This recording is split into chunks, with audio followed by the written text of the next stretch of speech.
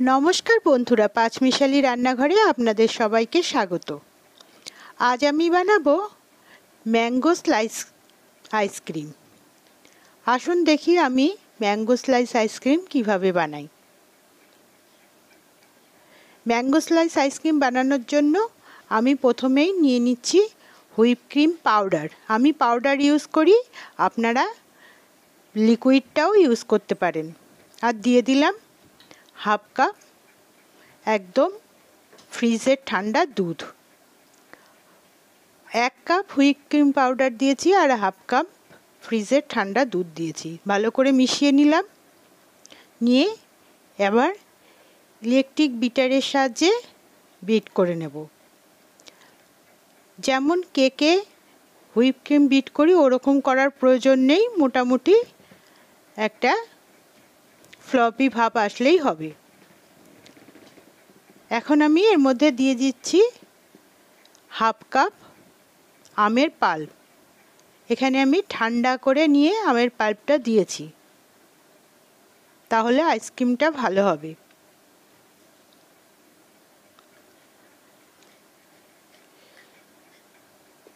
Whip ক্রিমটা bit করে নিয়ে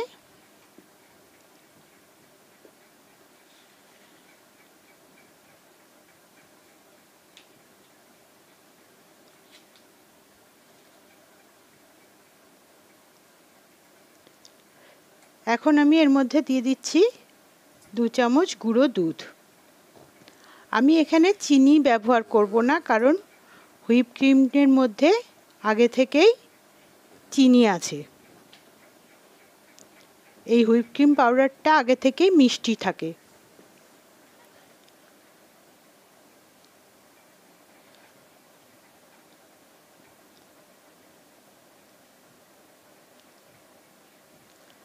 আর একটু বিট করে নিলেই হয়ে যাবে।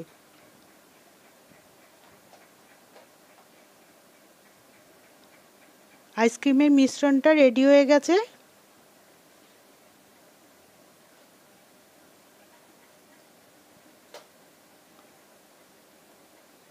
এখন আমি একটা মোল নিয়ে নিয়েছি। মোলের মধ্যে দিয়ে দিচ্ছি এরকম ছোট ছোট টুকরো করে নিয়ে, একটা আমকে এরকম ছোট টুকরো করে নিয়েছি, সেই টুকরোগুলো দিয়ে দিলাম।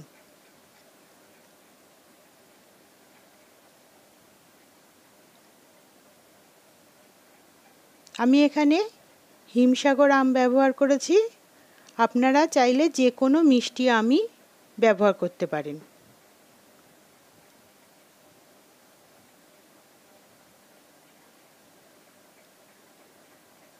ভালো করে সেট করে নেব।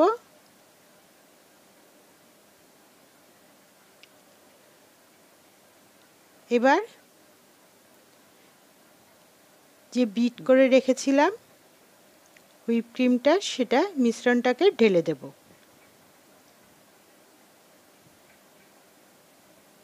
মিশ্রণটা পুরোটা ঢেলে দিয়েছি। এখন একটু ডিপ করে নিয়ে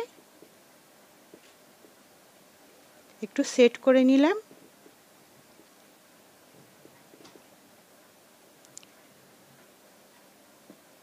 এবার একটা ফয়েল পেপার দিয়ে এটাকে ঢেকে দেব, যাতে ফ্রিজারে দিলে উপরে বরফ জমে না যায়।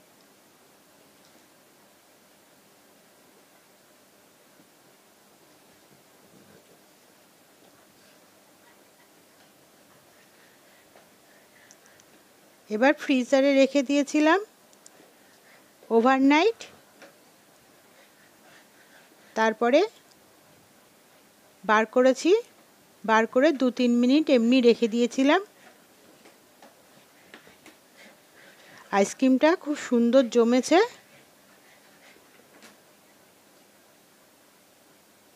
দেখুন কত সুন্দর হয়েছে।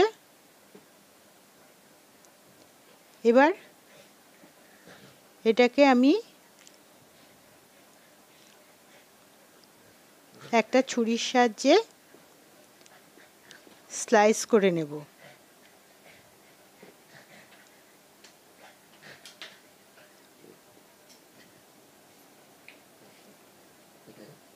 দেখুন একদম